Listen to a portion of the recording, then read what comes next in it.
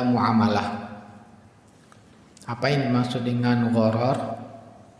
Kemudian apa hukumnya dan apa contoh-contoh gharar dalam muamalah yang ada di zaman kita sekarang ini. Secara pengertian, gharar dalam bahasa Arab, kalau bahasa Indonesia artinya secara bahasa adalah risiko atau tipuan.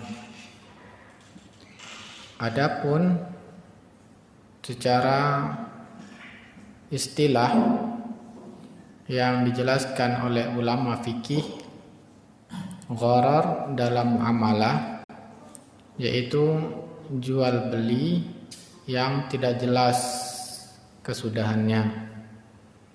Jadi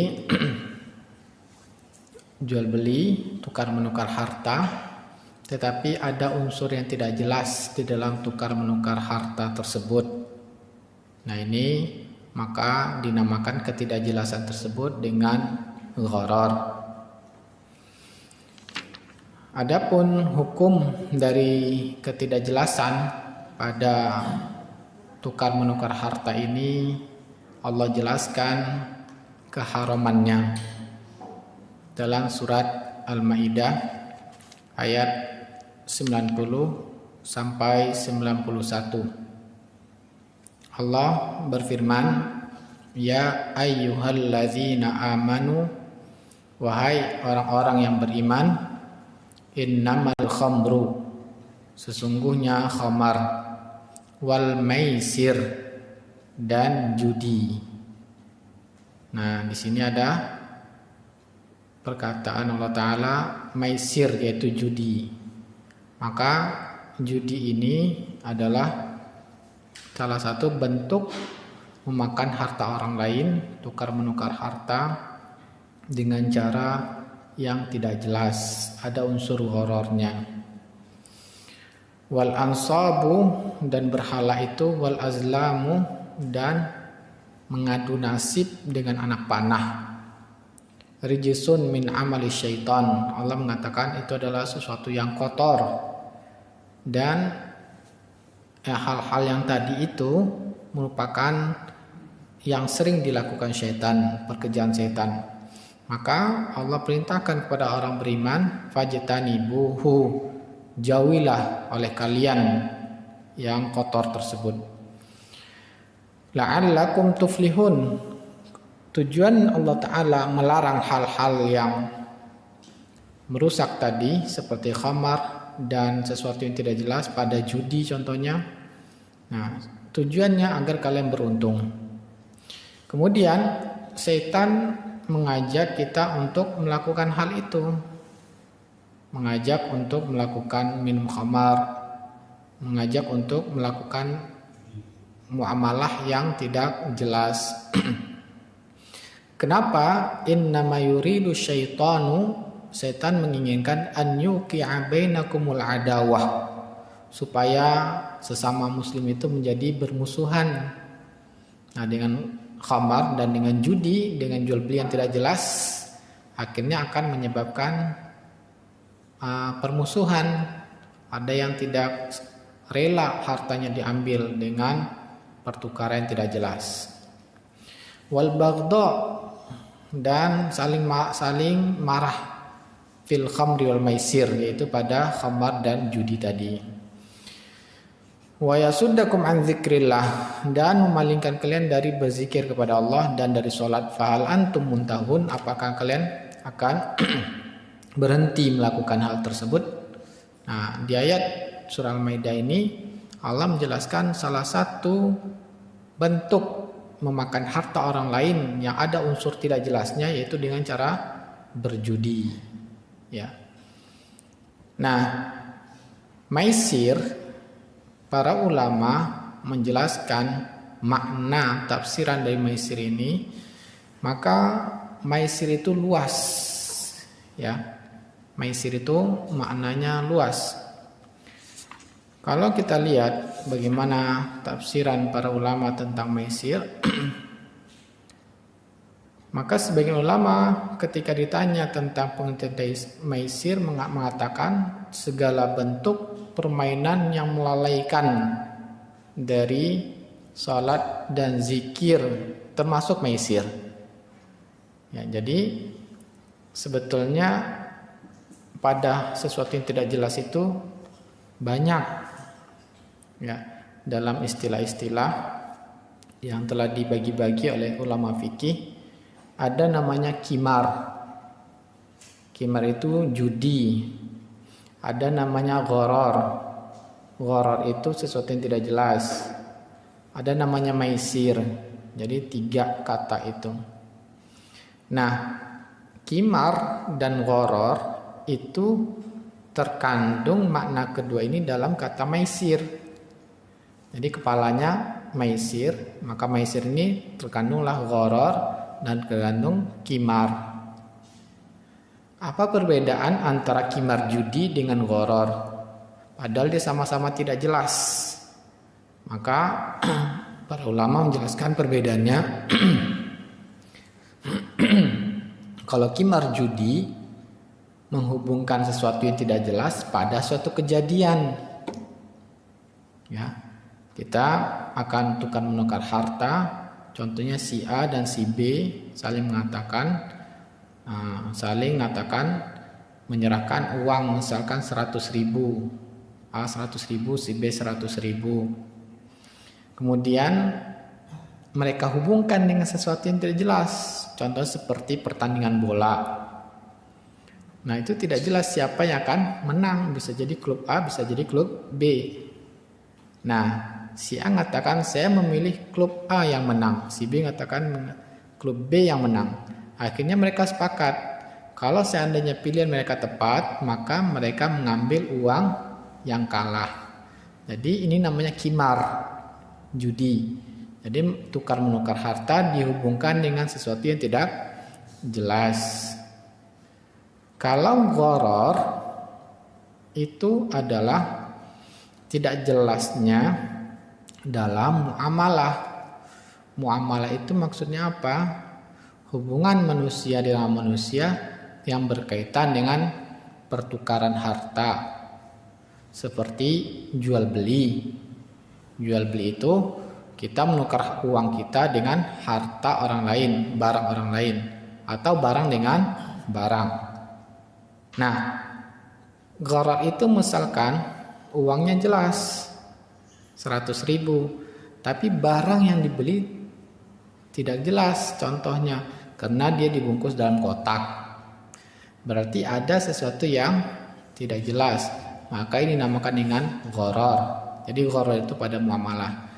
Maka ulama salaf ketika mentafsirkan maisir dalam surah Al-Maidah tadi mengatakan seluruh permainan, seluruh kimar, gharar itu adalah maisir.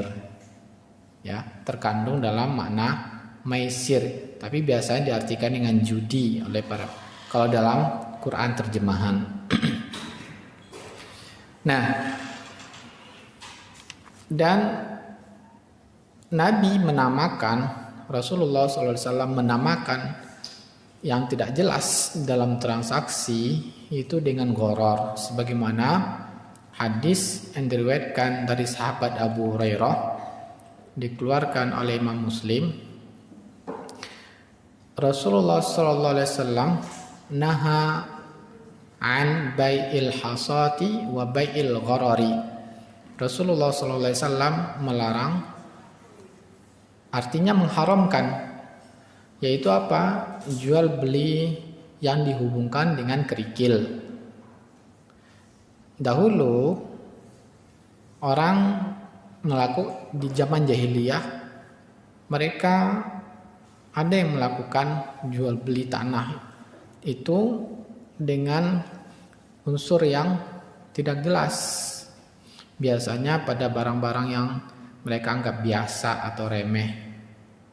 Ya, contohnya mereka barang-barang seperti baju ya digelar dan si penjual mengatakan saya jual baju ini, silakan lempar dengan kerikil yang terkena lemparan, maka saya jual dengan harga sekian dinar atau sekian dirham. Uangnya jelas, harganya jelas, tetapi yang barangnya tidak jelas. Nah, ini salah satu bentuk jual beli yang dihubungkan dengan lemparan kerikil. Hasso itu artinya kerikil, batu kecil.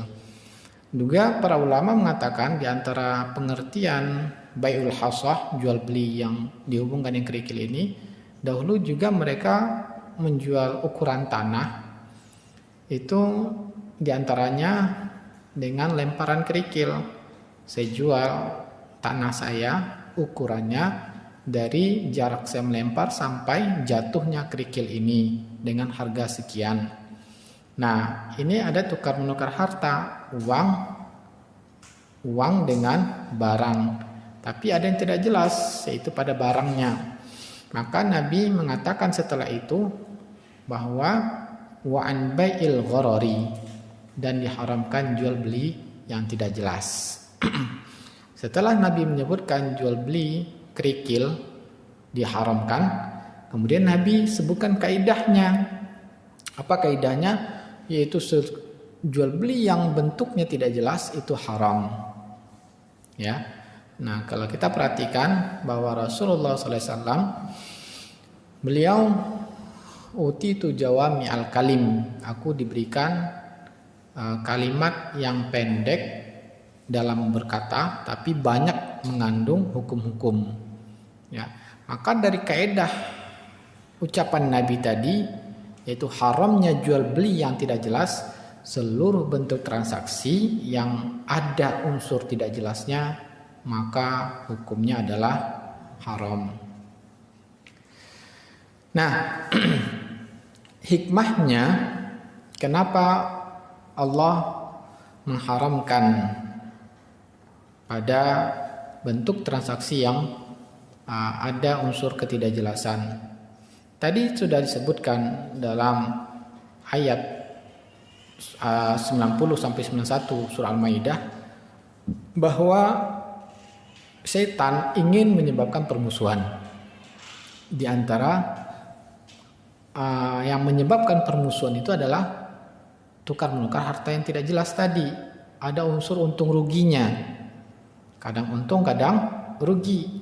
Nah, ketika yang rugi dia akan menyebabkan dia tidak ridho, bisa menyebabkan permusuhan. Itu hikmahnya diantaranya, menyebabkan permusuhan, saling marah-marahan, ya, dan juga bisa menyebabkan melalaikan pikiran dari kewajiban-kewajiban yang seharusnya. Dan kewajiban yang paling besar adalah kewajiban hamba kepada Allah, yaitu berzikir kepada Allah Subhanahu wa taala. Jadi kita diperintahkan oleh Allah taala untuk selalu berzikir, ingat kepada Allah. Pikiran kita, lidah kita selalu untuk berzikir kepada Allah. Nah, adapun tukar menukar harta yang ada unsur untung ruginya, maka apa yang terjadi kalau dibolehkan akan menyebabkan manusia itu mencurahkan pikirannya agar supaya menjadi orang yang untung. Ya. Dia akan menghabiskan waktunya, pikirannya, ya, karena dia untung-untungan. Gimana caranya? Akhirnya apa? Melalaikan dari zikir kepada Allah Subhanahu wa taala. Itu di antara hikmahnya. Allah mengatakan wa yasuddakum an zikrillah, yaitu memalingkan kalian dari zikir kepada Allah. Ya. Pasti itu tabiatnya. Manusia ketika melakukan hal yang untung-untungan, nah itu dia akan berusaha untuk mencurahkan pikirannya.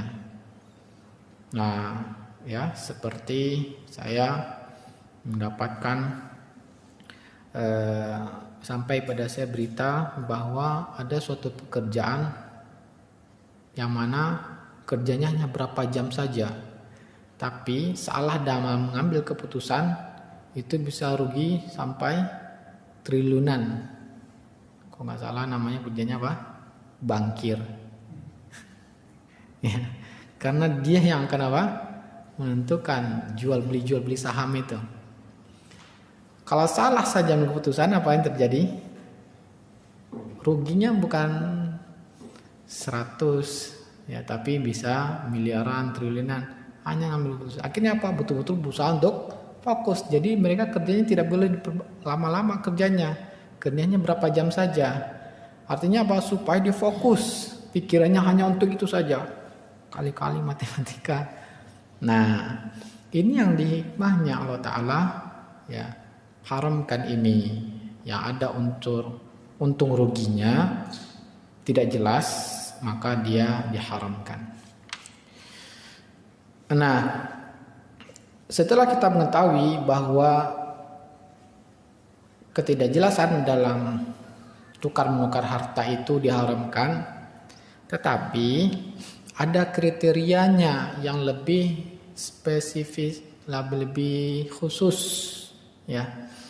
Tidak semua yang tidak jelas itu diharamkan. Ada bentuk-bentuk kriteria yang tidak jelas itu diharamkan. Yang pertama, apabila gharar itu ya besar, ukurannya besar dalam transaksi. Nah, kalau ada kadar ketidakjelasannya kecil dan bahkan sulit untuk dihindari dalam transaksi, maka hukumnya ini dibolehkan. Nah, karena memang kadang-kadang tidak bisa kita menukar atau jual beli itu, barangnya kita ketahui secara jelas 100% itu tidak bisa terkadang. Ya. Contohnya, kalau kita membeli mobil yang sudah bekas, kalau baru jelas standarnya ada, SOP-nya itu dicek oleh pabrik.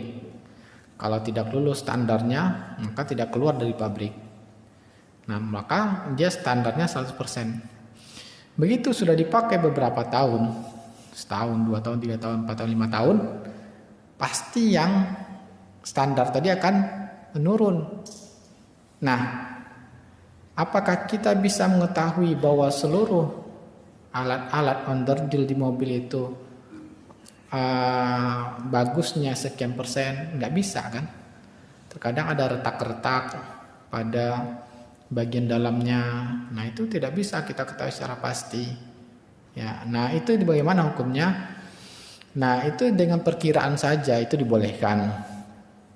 Ya. Dengan perkiraan biasanya ya, hanya perkiraan biasanya. Kalau sudah setahun biasanya belnya aus ya, remnya cakram kampas remnya biasanya, atau kalau sudah 5 tahun kaki-kaki biasanya.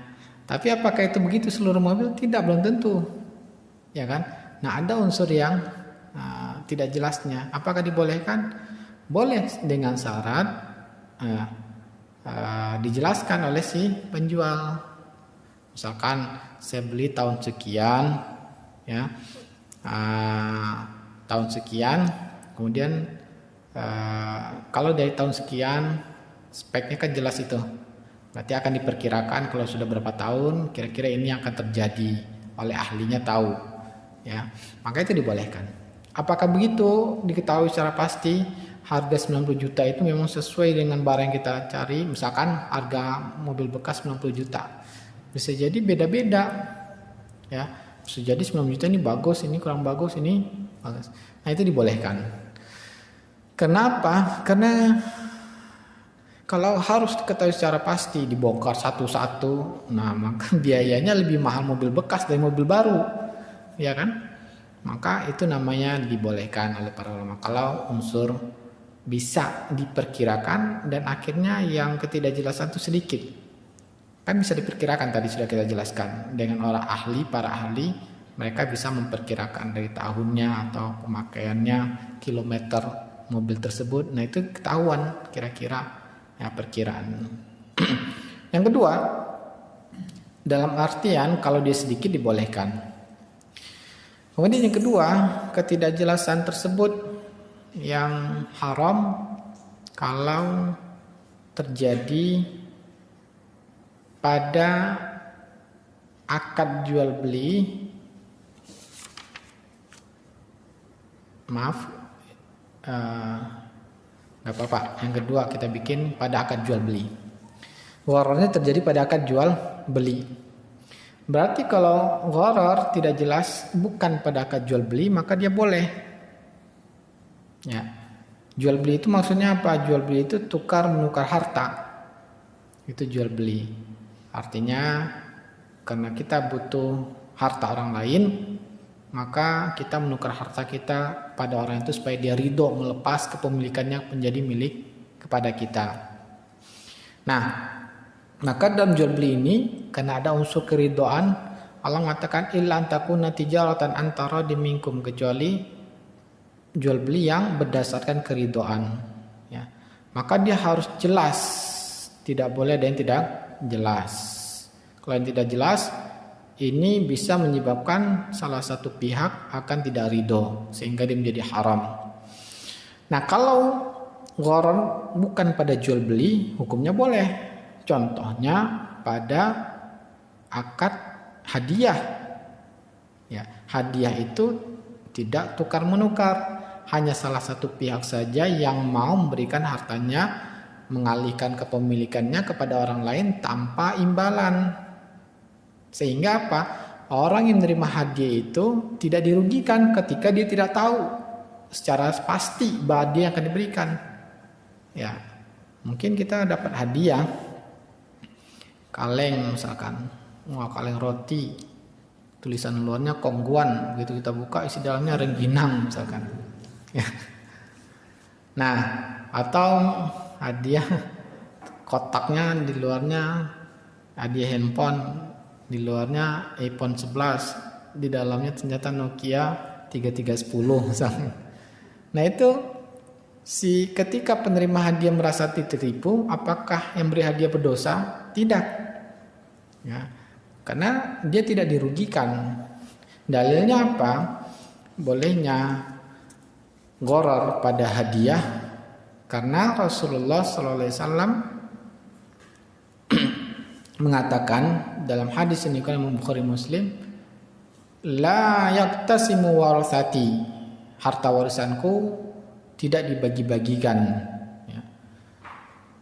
Dinaran, walaupun 1 dinar.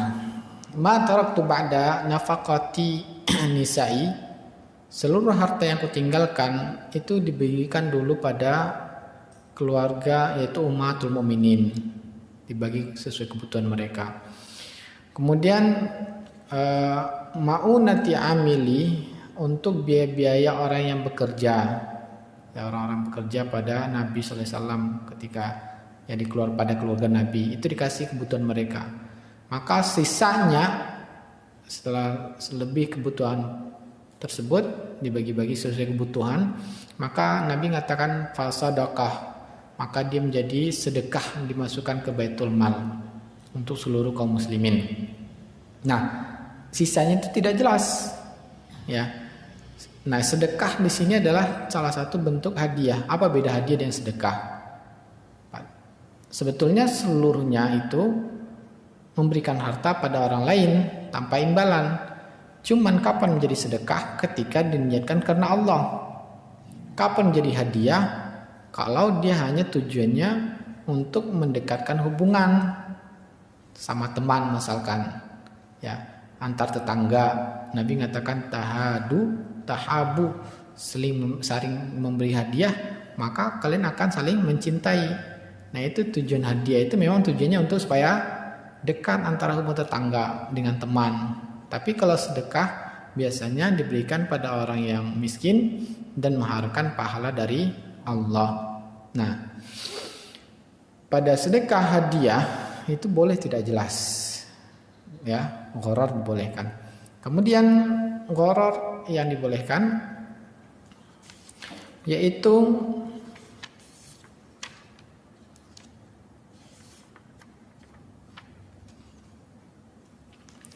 yang mengikut, ya, mengikut pada akad atau pada transaksi. kita melakukan akad jual beli jelas. Tetapi yang tidak jelasnya itu sebagai pengikut saja, maka itu pengikut itu dibolehkan. Ya. Contohnya seperti apa? Contohnya kalau yang tukar menukar itu, contohnya pada karyawan kita katakan, ya saya butuh jasamu untuk sopir misalkan per hari dari jam 7 sampai jam 3, dari Senin sampai Jumat misalkan. Nah, perharinya saya kasih gaji 100.000 misalkan, atau bisa juga per bulan saya gaji 3 juta misalkan, atau 2.500.000. Intinya disebutkan jelas gajinya, pekerjaannya juga jelas dari jam sekian ke jam sekian, atau pekerjaannya dengan kriteria hanya ngantarkan saya ke sini saja, nanti gaji saya sekian. Nah itu jelas, ya kan? Nah itu jelas, maka syaratnya harus jelas, karena menukar harta dengan harta, uang dengan jasa. Jasa itu adalah harta, ya. Maka itu jelas, disyaratkan harus jelas. Kalau ada yang tidak jelas maka berdosa. Kemudian kita katakan dan nanti ada bonus-bonusnya misalkan. Nah itu juga sering biasa kan kita ada bonus-bonus. Bonusnya itu jelas atau tidak? Tidak. Nah dia sebagai pengikut saja dalam suatu akad. Nah itu dibolehkan. Atau contoh lain, ya, contoh lain yang jelas Nabi mengatakan kalau di sebagai pengikut boleh. Contohnya seperti Nabi melarang jual buah sebelum matang, ya, yang mana hadis diriwayatkan oleh Imam Bukhari Muslim.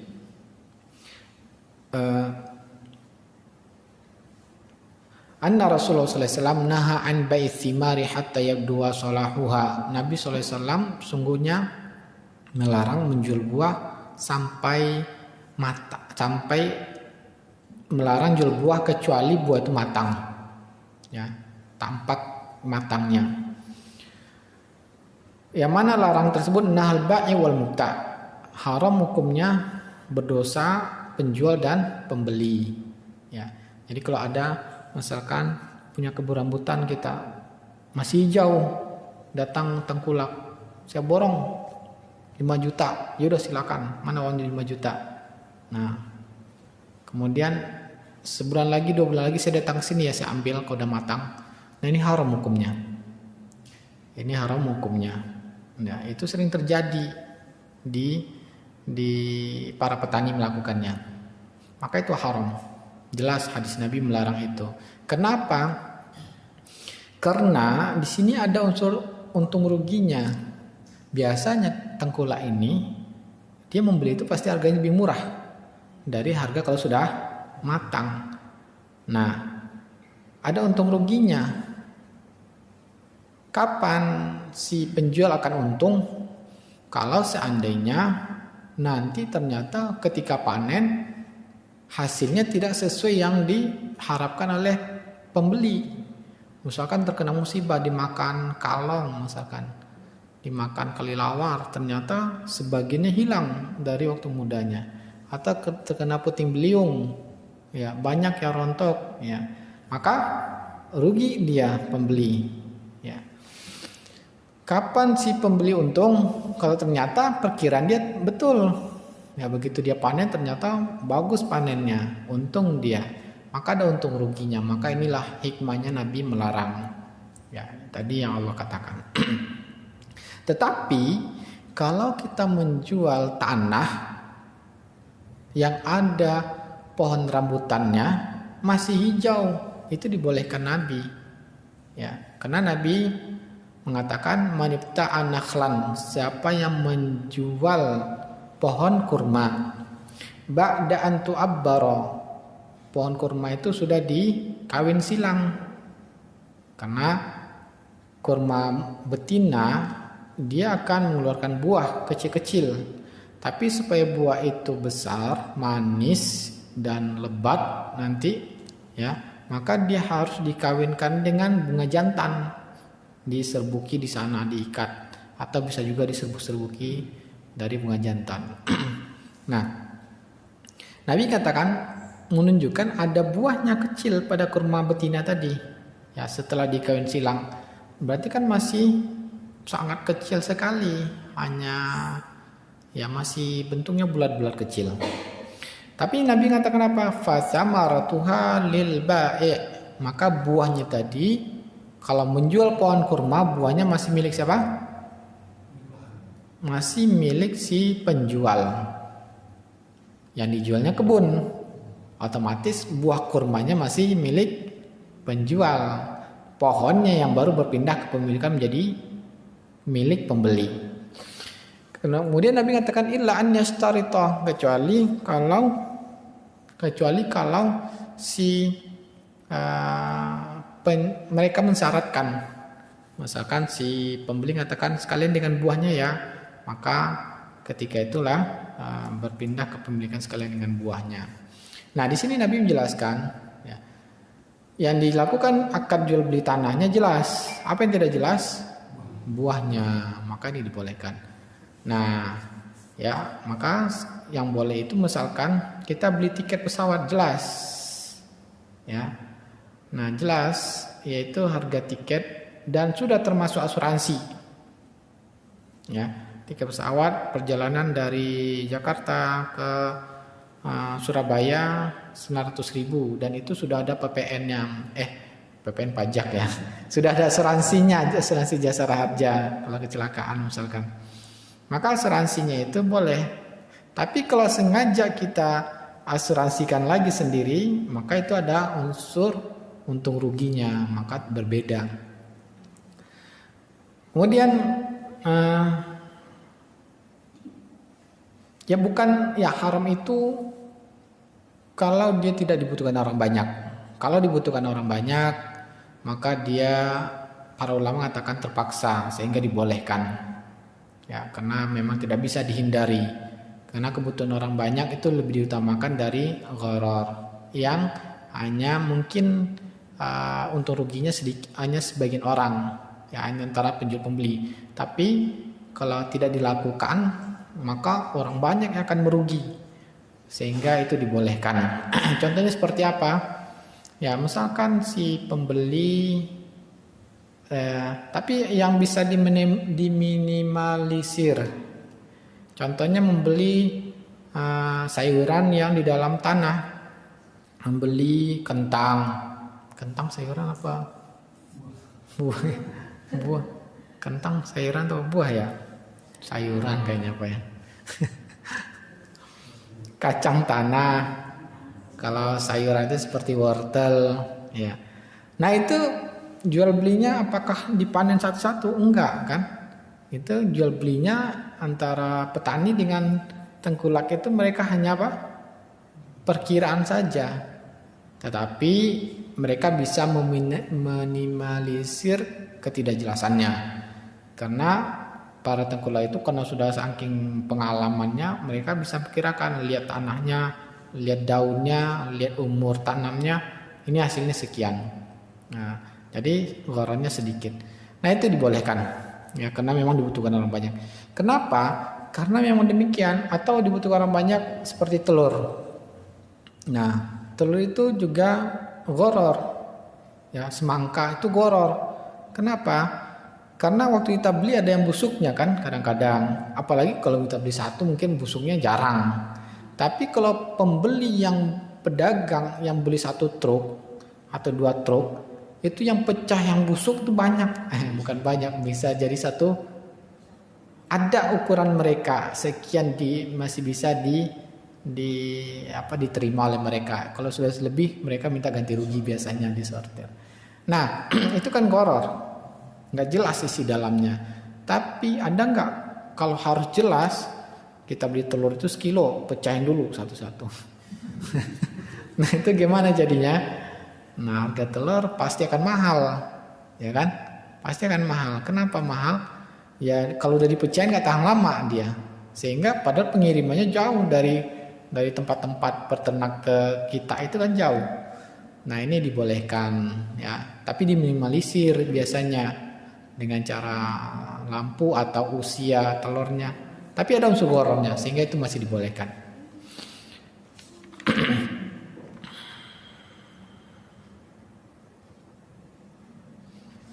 Waktu kita kayaknya udah ini sahabat.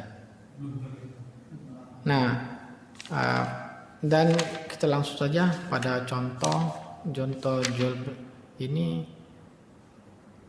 tanya jawab. Kita lanjutkan materinya. Tanya jawab aja ya. Ya, waktu itu sisa kita tanya jawab ya. Intinya itu dalil dan bentuk-bentuk yang diharamkan. Silakan selanjutnya kita diskusi dan tanya jawab. Kalau ada yang tanyakan, ya silakan bapak-bapak, ibu-ibu, tanyakan baik tentang goror ini maupun yang transaksi yang lain yang kita temukan dalam kehidupan sehari-hari. Silakan.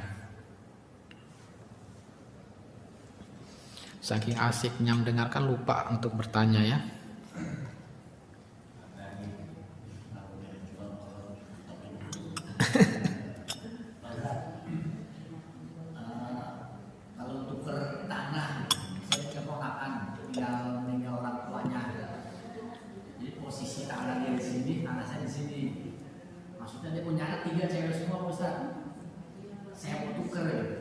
Biar posisi tanah saya di sini kalau dibikin 3 pintu buat anak 3 ini pas gitu. Sedangkan posisi di sini mepet tembok gitu.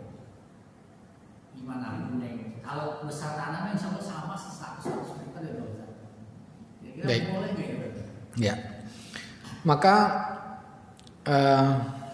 kita jelaskan yang dimaksud dengan jual beli adalah tukar menukar harta. Pembagian jual beli kalau dilihat dari barang yang dipertukarkan, maka ada yang uang dengan uang. Nah, itu biasanya tukar menukar uang, valuta asing atau money changer. Ada yang uang dengan barang, itu yang biasanya yang kita lakukan. Ada juga barang dan barang, itu juga jual beli, dan seluruh jual beli hukumnya boleh.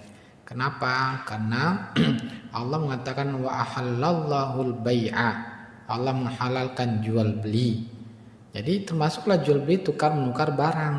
Asalkan apa? Allah mengatakan antara dim ilan takuna tijaratan antara diming ilan takuna tijaratan antara dimingkum. Yaitu kalian saling ridho. Ya. Jadi kalau memang ridho, yang pihak lain juga mau dia tukar dengan tukar ini, maka itu dibolehkan, nggak ada larangannya. Ya. Kalau tidak ridho, maka kalau tidak ridho ya nggak bisa jual beli, nggak sah jual belinya. Karena syarat sah jual beli itu harus saling ridho. Nah, iya.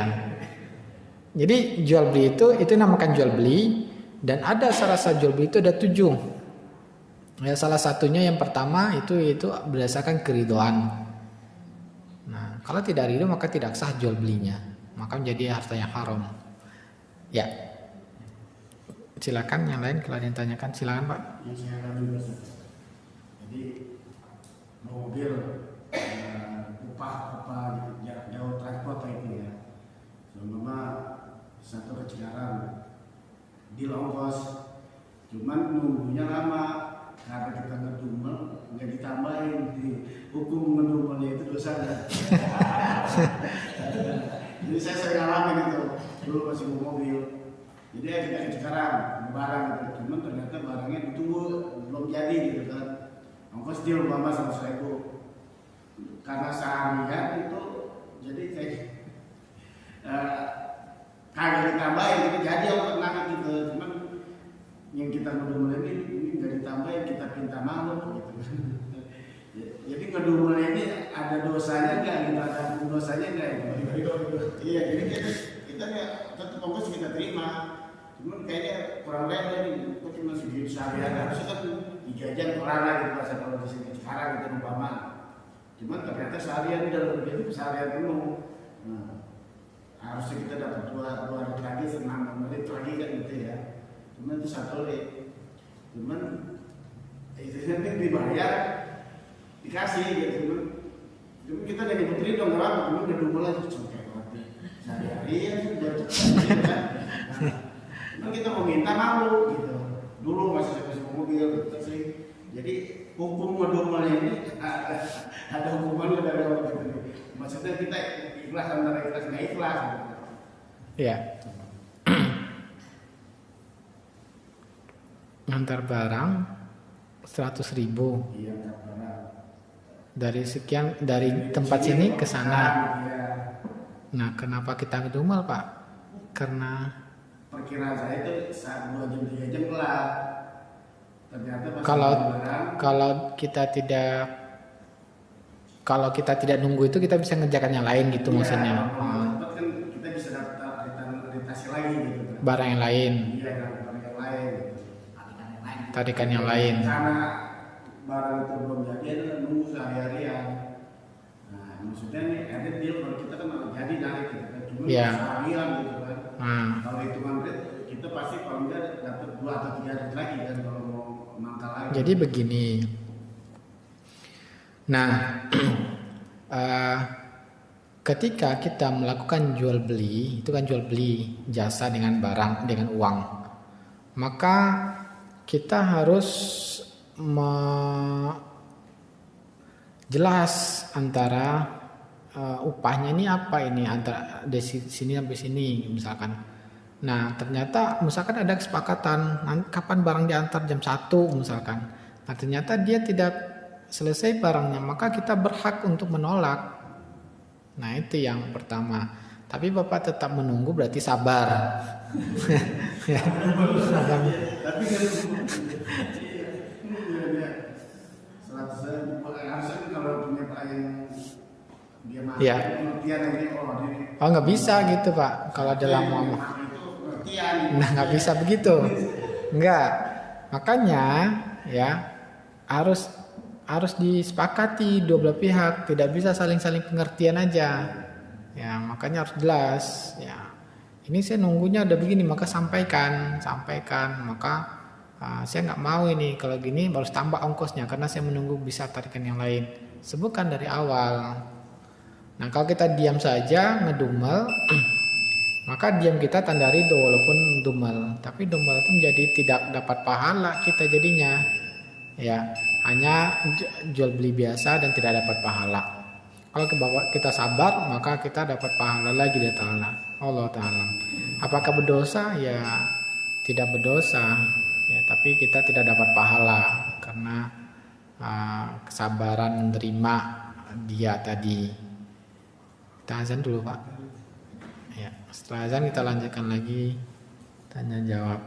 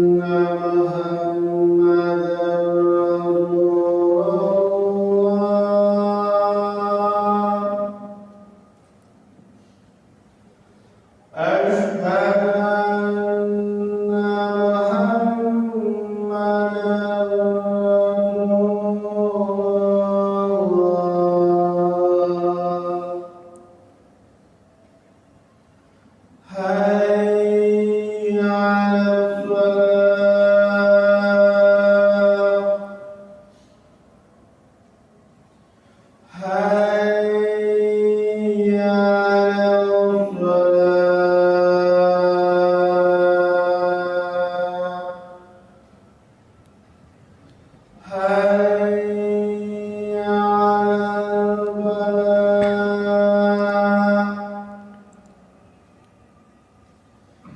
Hayya 'alal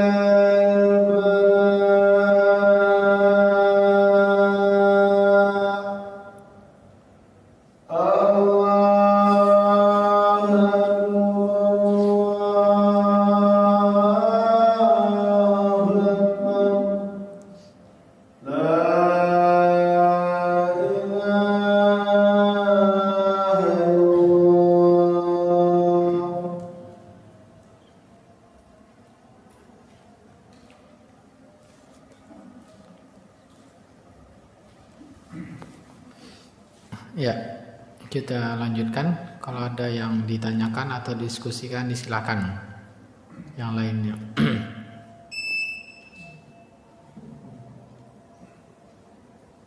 Silakan, Ibu, ada yang tanyakan?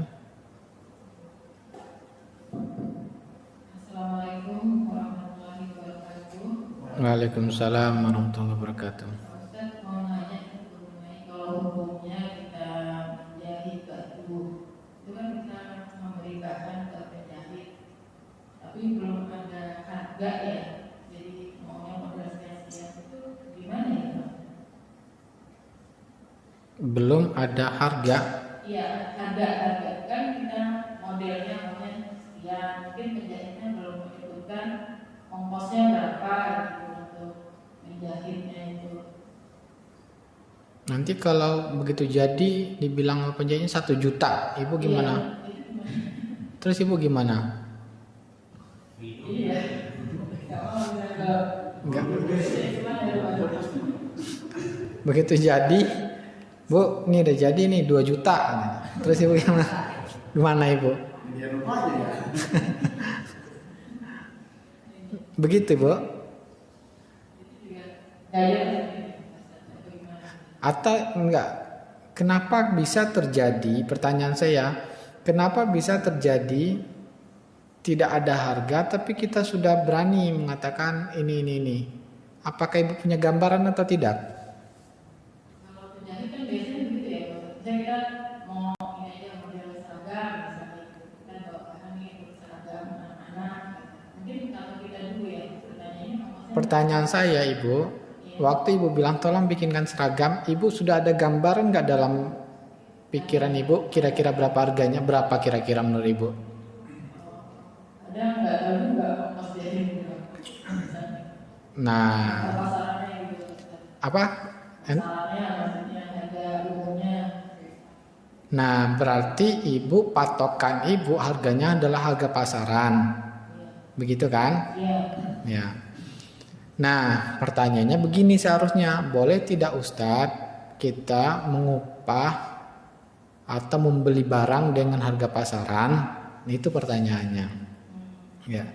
Maka jawabannya jumhur ulama mengatakan tidak boleh.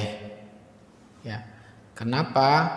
Karena tadi Nabi mengajarkan harus jelas. Maka itu bisa menyebabkan perselisihan dan itu tidak jelas. Ya. Tapi Imam Ibnu Taimiyah mengatakan, dan ini dipilih Ibnu Qayyim, mengatakan dibolehkan dengan harga pasaran. Ya, dengan harga pasaran. Karena dengan adanya harga pasaran itu menjadikan ada yang jelas, menjadi jelas. Ya, artinya apa? Artinya si penjahit dia biasanya mau melakukan itu juga, dia sudah ada gambaran juga. Oh, ini mungkin saya akan dibayar dengan harga pasaran. Si pembeli juga dia, kenapa dia berani? Karena dia sudah ada gambaran juga, yaitu harga pasaran paling segini. Dan itu masih dibolehkan. Dan kenapa boleh? Karena itu sebetulnya jelas, yaitu harga pasaran. Pasaran itu ada rate-nya, tertinggi dan terendah. Nah, itu dibolehkan, dan itu yang dipilih oleh Ibnu Taimiyah dan Ibnu Qayyim. Ya. Ya. Dan itu banyak dilakukan oleh masyarakat. Contohnya ya, makan di warteg. Nih, warteg itu main langsung makan aja kita kan. Tunjuk ini telur langsung makan baru bayar, ya kan? Kenapa kita berani? Karena kita ada harga pasaran. Jadi pendapat yang kuat dari para ulama tadi masih dibolehkan karena memang masing-masing ada gambaran harga yang jelas. Boleh juga kita mengupah orang dengan harga pasaran. Ya, harga pasaran. Misalkan tolong kerjakan ini. Nah, pasarannya orang ini biasa sekian, kita kasih sekian. Padahal tidak kita jelas, nanti itu masih dibolehkan. Jelas, Ibu? Tetapi kalau kita tidak tahu pasaran maka haram hukumnya. Ya, maksud saya apa? Dan pasaran dari satu tempat dengan tempat lain itu berbeda dan kita harus tahu pasaran di sana. Ya, misalkan pasaran jual air minum di supermarket, di warung-warung di di sekitar rumah kita tahu harganya. Tapi baru sekali itu kita ke bandara. Belum pernah selama hidup kita ke bandara. Nah, kita langsung ambil saja, tidak bertanya itu boleh atau tidak, atau tempat wisata misalnya. Ya, baru sekali ini kita ke sana, tempat wisata. Dan kita tidak tahu harga pasaran di sana boleh atau tidak? Enggak boleh, haram hukumnya. Ya, karena kita tidak tahu harga pasarannya. Kenapa? Karena nanti bisa menyebabkan perselisihan. Dan itu yang sering terjadi, kan? Baru jalan sekalian langsung makan dan ternyata harga pasarannya berbeda dengan yang kita gambarkan. Maka itu haram hukumnya, gharar berarti. Wallahu taala alam. Ya. Ya. Kalau waktu tadi tanya kaget. Kalau Padang udah tahu ada tulisannya pakai 12.000. Padang, mau makan Padang di bandara juga nggak ada tulisannya, Pak. Nggak ada tulisannya. Silakan. Kalau asuransi ada yang tidak gharar, atau asuransi seperti apa yang tidak gharar? Asuransi apa yang tidak gharar? Asuransi Islami, syariah. Nah, itu maksudnya apa? Akadnya gharar, tapi dibolehkan. Kalau pertanyaan ada yang tidak gharar, nggak pasti gharar, nggak ada nggak gharar. Hah? Nah, gharar yang bolehkan asuransi kalau dia akadnya akad hibah, namanya asuransi Islami. Contohnya seperti apa? Seperti iuran kematian. Nah, itu asuransi itu. Nah, misalkan setiap warga bayar 10.000, ada yang mati disumbang untuk dia. Kalau nggak ada yang mati, sisa uangnya gimana? Biasanya diapain, Pak? Uang kematian itu apa? Laporannya diapain biasanya? Hah? Untuk pasum? Terserah. Uang itu milik kita seluruhnya. Itu bentuk asuransi itu. Namanya takaful. Artinya apa? Memberikan tolong menolong, mengurangi beban. Tujuan asuransi itu kan meringankan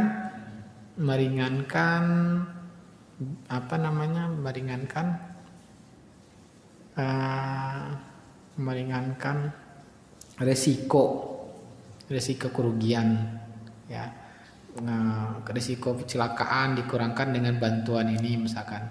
Nah, caranya takaful, setiap punya misalkan pedagang nih ada risiko kebakaran di pasarnya. Ya gimana kita ini, misalkan kita sepakat nih bayar per bulan sekian hadiah ya, siapa yang terbakar nanti dibantu dengan uang ini. Nah, kalau tidak ada kebakaran terserah mau diapain uang itu. Paham maksud saya? Nah, karena dia hadiah dari orang yang mengeluarkan uang itu hadiah, sehingga gharar itu boleh. Nah, itu caranya konsep asuransi yang dibolehkan oleh Islam untuk meringankan risiko kerugian pada seseorang. Allah ta'ala. Ya. Sama BPJS itu dia setiap orang diwajibkan menyumbangkan uangnya untuk siap per bulan. Nah, itu sudah sesuai syariah. Nah, itu contohnya. Maka orang yang sakit dikasih bantuan dari uang yang terkumpul. Nah, itu takaful namanya. Ya, silakan yang lain. Kalau ada yang tanyakan.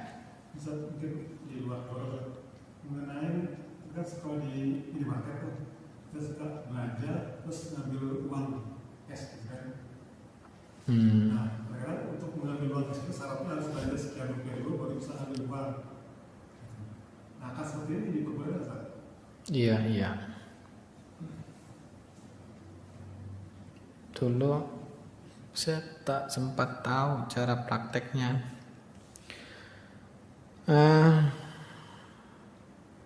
Ada yang tahu cara prakteknya? Cara prakteknya kalau nggak salah, jadi barang itu dinilai dengan harga yang kita ambil uangnya, ya begitu ya. Lupa saya Pak, Allah Ta'ala. Lupa saya prakteknya. Gimana prakteknya? Kan ada belanja roti senilai 30.000, itu baru boleh ambil uang cash juga di kasirnya minimarket itu. Ketika belanjanya kurang dari 30.000 itu belum boleh, nggak bisa, belum boleh. Tapi kalau kata masalah dari banyak tuh gimana tuh? Iya, sebetulnya ada itu. Mungkin kasir itu yang tahu ya. Dulu saya sempat tahu ada itu sering pedagang baju juga mereka sering itu. Ya, cuman saya lupa sekarang. Allah Ta'ala saya tidak bisa jawabnya sekarang. Ya, bentuk, soalnya nggak ada yang bisa menjelaskan secara rinci gambarannya. Jadi saya tidak. Di banyak ada model kayak gini baru sekarang ini aja. Gimana Pak? Ya kayak model lain yang tadi baru hari ini aja atau benar-benar gitu kan. Enggak dari dulu. Udah lama. Cuman prakteknya itu kenapa bisa ngambil uang tunai itu yang saya tidak tahu. Ya. Hah? Baru dengar sekarang gitu. Oh, udah lama. Tuker voucher kan bukan? Enggak. Beda. Kadang-kadang ada yang pura-pura beli, kalau itu diserahkan belanja kan, kalau di minimarket. Ada yang kadang-kadang pedagang itu kita bisa menarik tunai dari dia, pura-pura belanja, nanti barangnya itu kita nggak belanja. Jadi kita tanya bisa tarik tunai nggak? Bisa Pak. Nah seolah-olah kita membeli baju dia, tapi nanti baju nggak dikembalikan lagi pada dia, barang uang kita terima tunai. Nah itu seperti jual beli fiktif gitu. Nah itu juga prakteknya yang bisa ambil uang tunai itu jual beli fiktif kayaknya. Tapi lebih rincinya walau alam saya lupa prakteknya. Dan itu ada unsur yang dilarangnya. Ya, Allah Ta'ala saya tidak bisa menjelaskan karena lupa gambarannya. Cukup atau?